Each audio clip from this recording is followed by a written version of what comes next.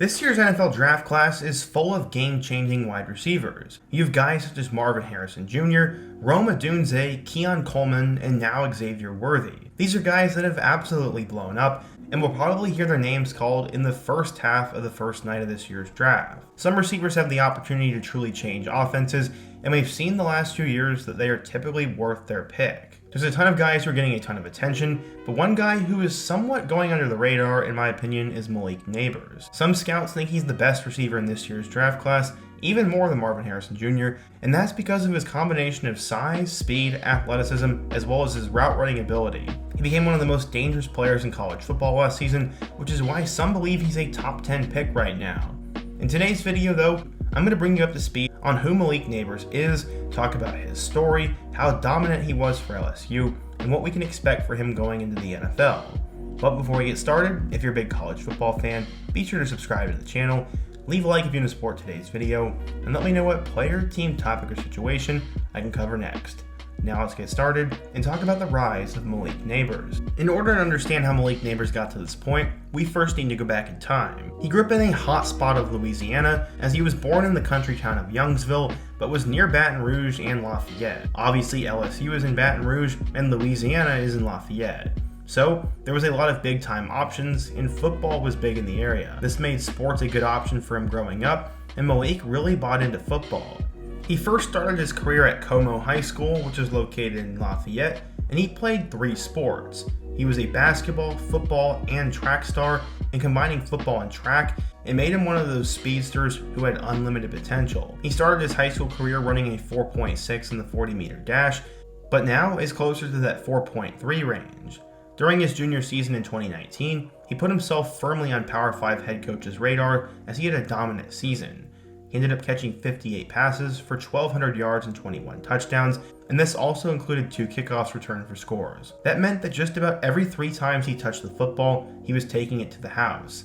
In one of those dominant games, Malik was held to just 3 receptions, but he still managed to have 83 yards and 2 touchdowns. He also had 2 interceptions on defense, one of which he returned for a pick 6. It's one of the most wild games I've ever heard, and Nabers was a bona fide star. This explosion onto the scene resulted in preseason awards all over the state, 2020 Sports Illustrated All-American Watch List, and the 2020 Max Preps preseason All-State roster. That's very difficult to make in a state like Louisiana. By this time, he was a 4-star player and was ranked as the 28th best wide receiver in the nation. He was also a top 10 kid in the state. Being an elite receiver from the state of Louisiana, Malik had a lot of options for school. He had at least 11 offers from Power 5 programs, which included Georgia, Miami, Kentucky, and Louisville. He also had schools such as Notre Dame, Oregon, and Oklahoma, and his recruitment truly went national. Part of that was due to his insistence on playing 7-on-7 ball during his offseason, and that's where most college coaches and scouts come to watch players. He said, quote, "That's what coaches like to see. You keep on balling. Everybody says 7-on-7 isn't good, but it's actually a good thing to stay in shape, play with teammates, meet new people, and just keep on balling." He decided the summer after his junior year that he was going to commit to a school, and that ended up being Mississippi State. The Bulldogs were led by head coach Mike Leach, and they were going to instill an air raid offense into their system, which would have heavily benefited receivers, and Nabers wanted that. But he would keep his recruitment open, saying, quote, "I really want to get more offers and see where I can take this and then choose from the top. But until then, I'll probably just keep on deciding through the school that I already have." He also decided he'd be playing somewhere else for his senior year as he transferred from Como to Southside. This is where he was born. But with everything going on in the world in 2020, this made recruiting difficult for a lot of schools, and the schools recruiting Malik were no different, especially since the official visits were much harder to set up. As soon as all this clears up, I'll probably take more visits to camps than visits to schools right now. During his senior year at Southside, things did not go according to plan. His transfer waiver was denied, meaning he couldn't play football at all. But this didn't keep schools from pursuing him. The in-state LSU Tigers, led by their wide receivers coach Mickey Joseph, offered him a scholarship, and this changed the game. Malik said, quote, "I didn't get to have a senior season, and LSU was still looking at me. I know I didn't have a lot of film of this year, but they still looked at my last film, and that was all they needed to see. Part of my decision to flip to LSU is for family reasons, but also because of the coaching staff. But now, the family could also come and see my games, which was important." Despite not playing at all during his senior year, Malik actually rose in the 2021 recruiting rankings because his film became more available to college scouts, and they liked what they saw. According to 24/7 Sports, He ended up being listed as a 4-star recruit, the number 19 wide receiver, and the 150th best player in the class of 2021. At 6 foot 190 pounds, LSU was getting a great player, and he'd end up having a great career for them. But how would that all go? Well, during his first year at LSU, Malik began to separate himself during that summer. Despite not playing football at all in 2020, he left camp as one of LSU's top receivers and forced head coach Ed Orgeron to play him. Coach O said, quote, "He was one of the best receivers out there, and the guy's talent is just natural. He's fluid, has a great catch radius, and is a competitive guy. He's tough and can also play at safety." Part of the reason he was able to step into an SEC offense so quickly is he spent the entire offseason preparing for it. But he would unfortunately hurt his shoulder during one of the final preseason practices, but opportunity would knock. When Kayshon Boutte was injured in front of him, Malik was able to step into a starting role early and succeed for the Tigers. Even in a down year, he ended up catching 28 passes for 417 yards and 4 touchdowns. This included a game against Kentucky where he caught 3 passes for 66 yards and a score. He said, quote, "Somebody had to step up in the offense since Kayshon went down, and me and Jere Jenkins took that role and kept the energy up in the receiver room. We just had to make plays when it was time." Unfortunately, the Tigers went 6-7, so they brought in new head coach Brian Kelly. He had obviously been at Notre Dame and was expected to win big right away. Kelly would bring in a new style of offense and move Malik from an outside receiver to a slot receiver. He also brought in Jaden Daniels from Arizona State, and he'd end up going off. The reason they made the move was because Malik's size made him a better slot option, and he was faster than Kayshon Boutte and smaller than Brian Thomas Jr. Malik said, quote, "When I was put there, I just had to do what I had to do to help the team win. They told me I was one of the most shifty players on the team, and I didn't know it at first, but I took it as my role."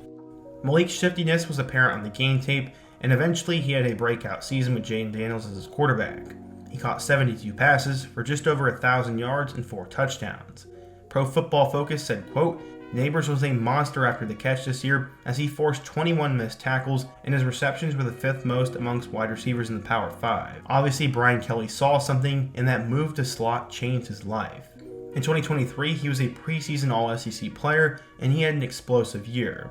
He ended up catching 89 passes for 1,569 yards and 14 touchdowns. Because of this, he became a first-team All-American and also a first-team All-SEC player. He was paired alongside Brian Thomas Jr., and they became an insane wide receiver duo. It kind of felt like Justin Jefferson and Jamar Chase, and it's also interesting because they had a Heisman-winning quarterback. Unfortunately, the defense was atrocious, so LSU was not able to have a repeat of 2019, although the offense was pretty close. After his junior season, Malik Nabers decided he would forego his eligibility and declare for the 2024 NFL Draft. So what's next for Malik? Well, he's considered one of the best receivers in the 2024 draft class, so everyone is right now talking about him. That's because of his size, speed, and route running ability, and many believe it'll easily translate to the next level. But one of the best parts about his game is his after the catch ability, and combining that with him being in the slot, it makes him more of a complete receiver. Most draft experts think he'll be a lock to be selected in the first 10 picks and be the second receiver behind Marvin Harrison Jr. Some think he could even go as high as the top 5, but in my personal rankings, I have Marvin Harrison, Malik Nabers at 2, and then Odunze at 3. I like Xavier Worthy at 4, and then Keon Coleman at 5. Because of his ability, a lot of NFL scouts think that he'll be just like Justin Jefferson, except this time he's not going to sneak up on people like Jefferson did. Everyone knows how good Nabers is, knows how insane his film is, and they don't want to miss out on the kind of impact he could have on a franchise. But what do you guys think? What do you think of Malik Nabers? Is he overrated? How will he do in the NFL? And where do you think he'll land? Also be sure to let me know where you think he ranks all time in terms of LSU receivers, and let me know another prospect or player I could cover next for the 2024 NFL Draft. Before you go, don't forget to also leave a like, subscribe if you're new, and check out all my other videos on the end screen, including my video about Brendan Rice. I hope to see you guys again soon, but until next time, peace.